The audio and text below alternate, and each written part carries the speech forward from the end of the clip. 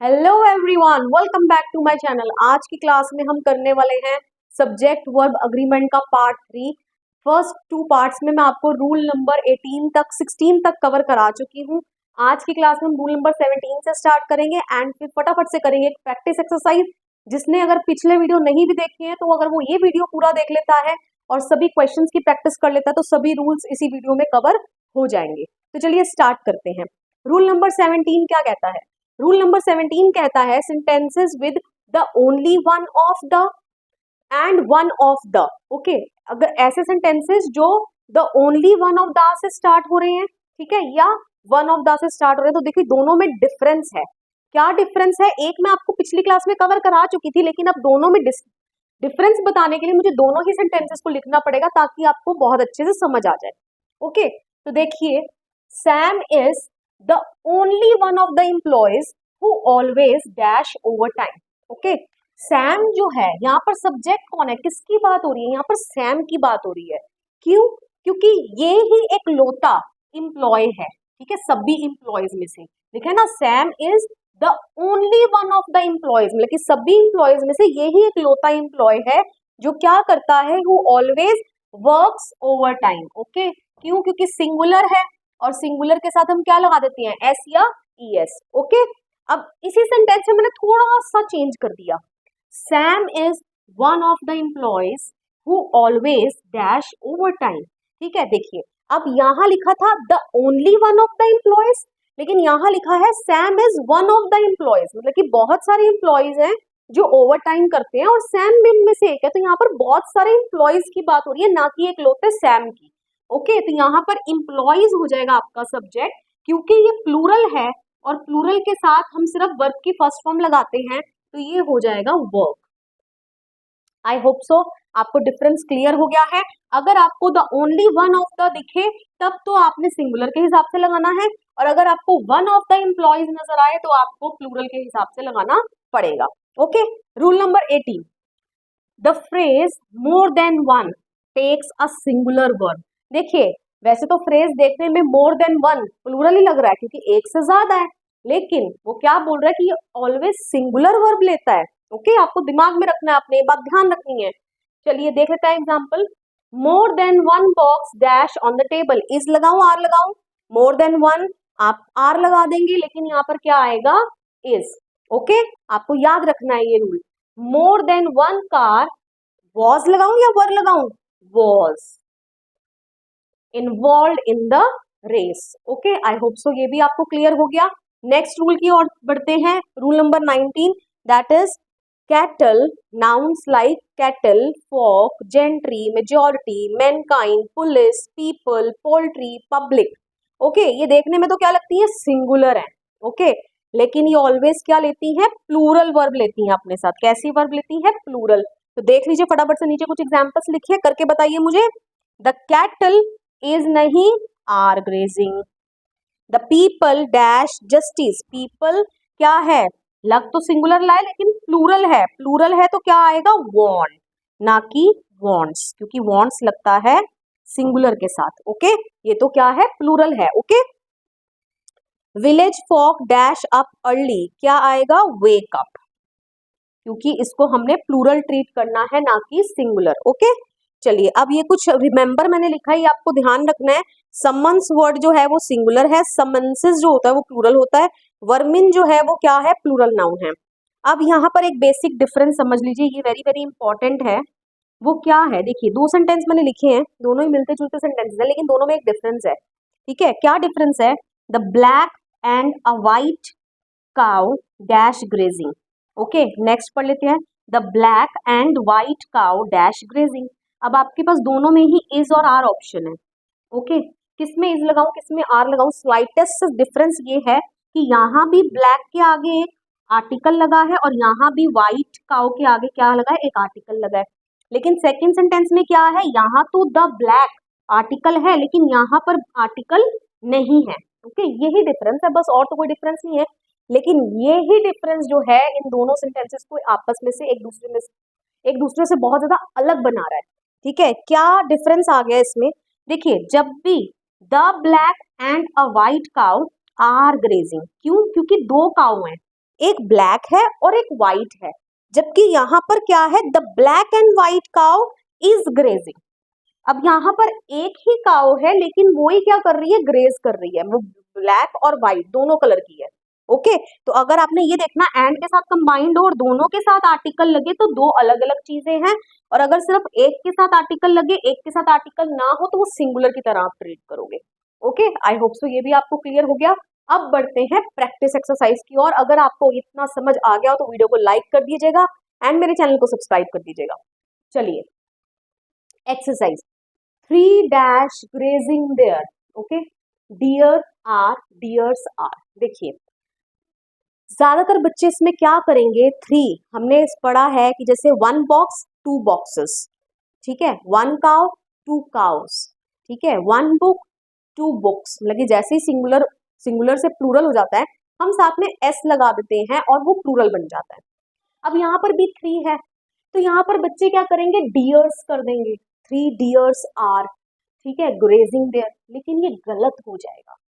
क्यों गलत हो जाएगा, क्योंकि यहाँ पर आएगा डियर आर, 3 डियर आर। अब इसका एक्सप्लेनेशन ये है, प्लूरल तो ये है लेकिन फिर डियर्स वर्ड क्यों नहीं लगाया, डियर क्यों लगाया।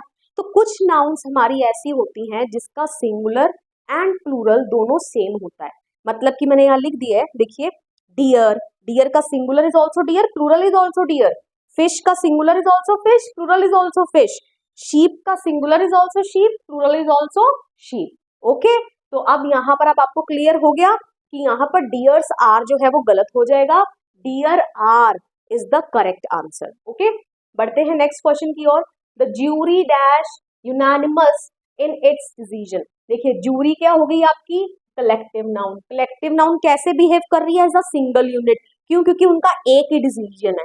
यूनानिमस मतलब होता है एक ही डिसीजन देना। ओके, तो कैसे अगर सिंगल यूनिट की तरह हो रही है तो singular noun, singular verb is. Okay, he has 50 dash rupees, 50,000 या 50 thousands, कभी भी thousands नहीं होता, 50,000। ओके, मैं टिक लगा रही हूँ। Next, the rhythm of the pounding waves dash Kameng. Okay, जो रिदम है पाउंडिंग वेव्स का वो आरामदायक है, कामिंग मतलब सूदिंग, ठीक है, जिसको सुनकर क्या मिले, सुकून मिले। ओके, तो यहाँ रिदम की बात हो रही है ना कि वेव्स की। बच्चे वेव्स को देख के प्लूरल लगा देंगे लेकिन वो गलत हो जाएगा, इज आएगा यहाँ पे। ओके, क्यों, क्योंकि रिदम की बात हो रही है। Okay, next, neither the basket nor the apples. अब देखिए, इन चारों में एक ही रूल अप्लाई होगा, और ये मैंने आपको रूल बताया था, जब भी आपके दो सेंटेंसेस नीदर नॉर ईदर और कंपाउंड कंजंक्शन के साथ मतलब कि जुड़े हो, ठीक है, जिसमें नॉट ओनली बट ऑल्सो, तो आपको जो आपका डैश के पास है ना नाउन, उसके अकॉर्डिंगली वर्ब लगेगी।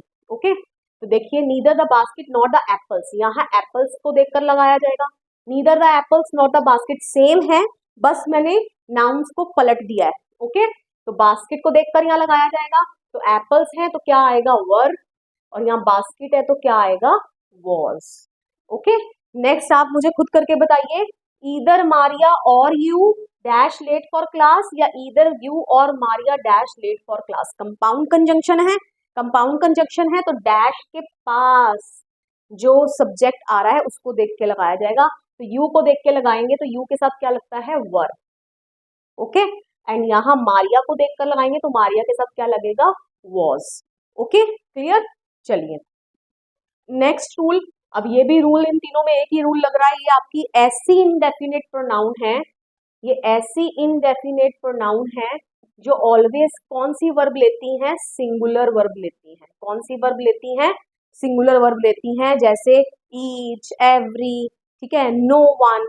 ओके, तो ये सारी आपकी वो ही प्रोनाउन है।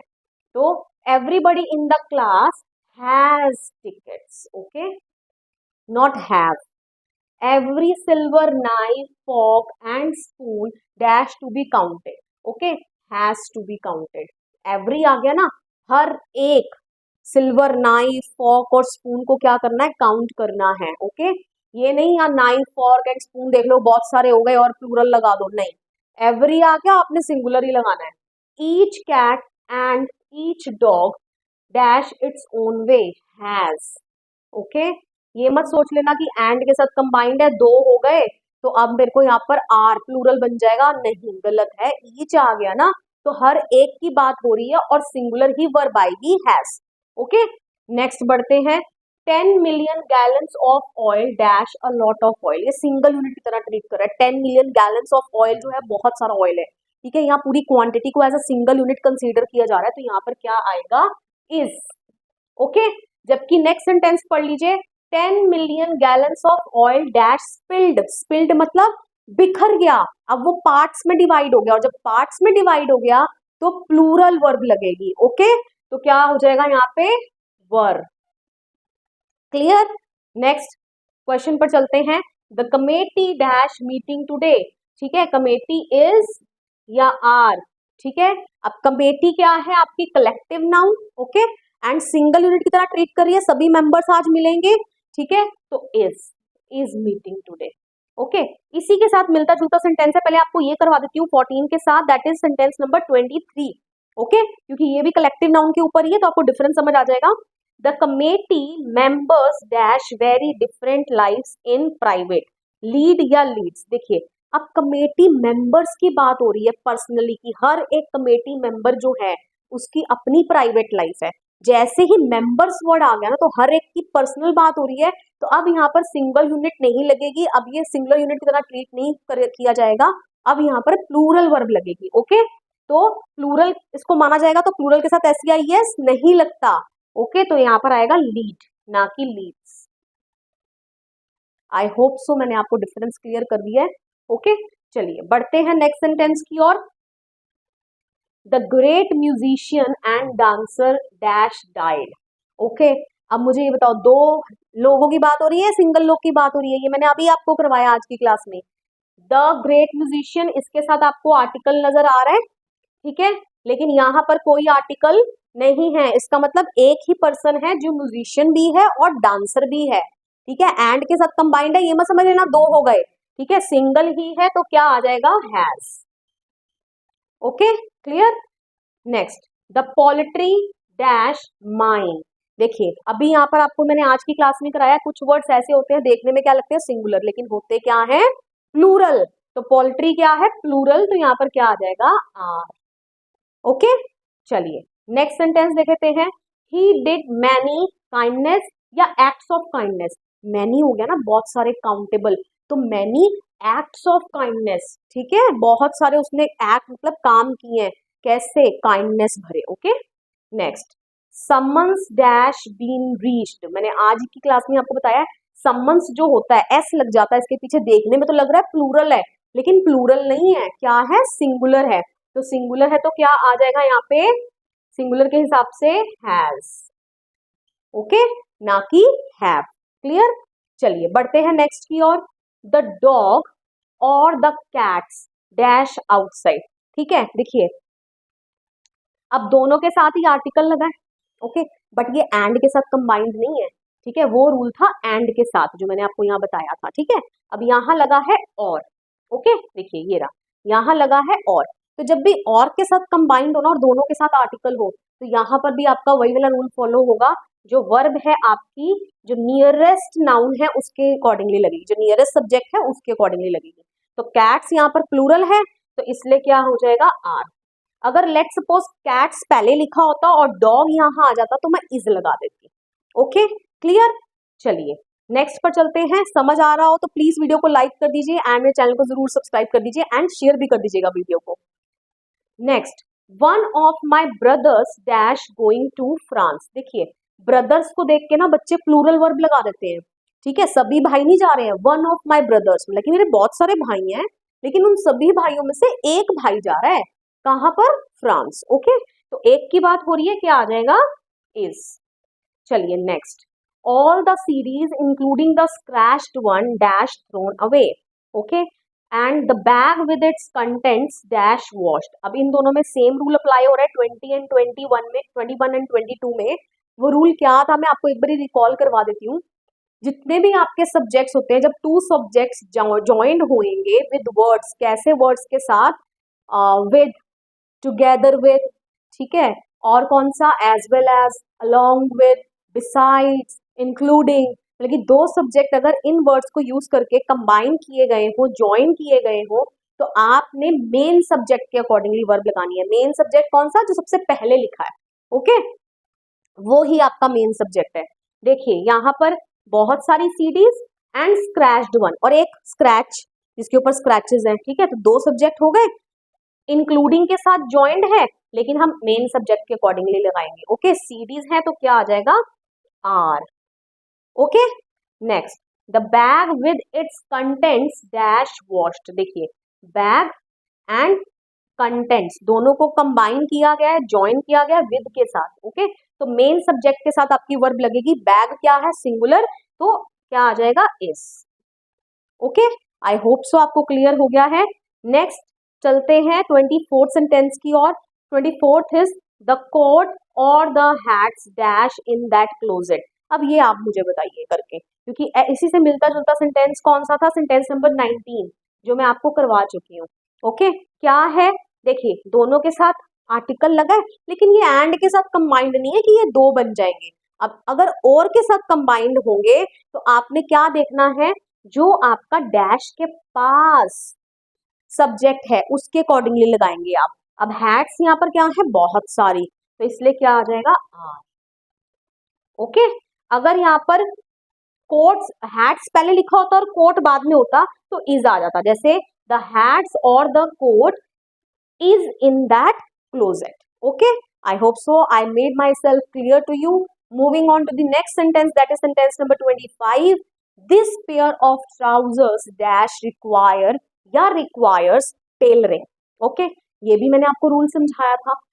जैसे ही कई वर्ड्स होते हैं, ट्राउजर्स, पैंट्स, स्पेक्टेकल्स, ठीक है, गॉगल्स, ये सब प्लूरल होते हैं, लेकिन जैसे ही इनके साथ पेयर वर्ड आ जाए तो ये सिंगुलर यूनिट की तरह बिहेव करते हैं, तब इनके साथ सिंगुलर नाउन, सिंगुलर वर्ब आएगी, ओके। तो यहाँ पर क्या हो जाएगा? This pair of trousers, pair आ गया ना, पेयर ने इसको एक बना दिया, तो यहाँ पर, और एक के साथ हम क्या लगाते हैं? एस या ई एस, तो यहाँ पर क्या आ जाएगा? Requires, okay. This is the right answer, requires. Next sentence देख लेते हैं। मोर than one teacher dash online. आज की क्लास में रूल बताया मैंने आपको, मोर देन वन लगता तो प्लूरल है, लेकिन क्या है? सिंगुलर। देख लीजिए यहाँ मैंने करवाया था आपको, तो यहाँ पर क्या हो जाएगा? मोर देन वन टीचर, बच्चे लगा देंगे आर ऑनलाइन, ओके। तो that is wrong, more than one teacher is online, okay. I hope सो आपको आज की क्लास में मैंने जितनी प्रैक्टिस क्वेश्चंस कराए हैं सभी आपको क्लियर हो गए हैं। If still there remains a doubt, आप मुझे कमेंट सेक्शन में कमेंट कर दीजिएगा। आप, मैं पूरी कोशिश करूंगी कि मैं आपके कमेंट का रिप्लाई करूंगी और आपके सभी डाउट्स को क्लैरिफाई कर दूंगी। वीडियो पसंद आया हो, वीडियो को लाइक करिए, शेयर करिए एंड मेरे चैनल को सब्सक्राइब करना मत भूलिएगा। मिलेंगे नेक्स्ट वीडियो में, टिल देन बाय बाय।